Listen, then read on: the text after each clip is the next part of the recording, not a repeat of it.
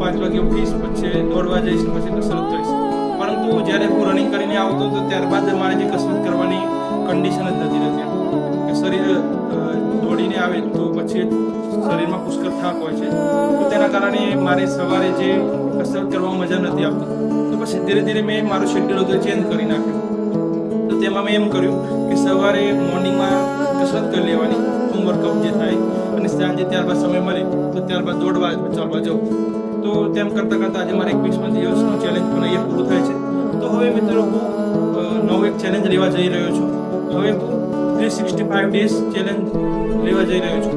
તો હું મારી લાઈફ જે હાલ છે 365 દિવસ પછી જે મારું બોડી સ્ટ્રક્ચર છે, લાઈફ છે, તો કેટલી ચેન્જ આવે છે, તો તેના પર હું ખાસ કરીને ફોકસ કરીશ. તો મિત્રો આપણે પણ હું કહેવા વિનંતી કરું છું કે આપણે કોમ્યુનિટી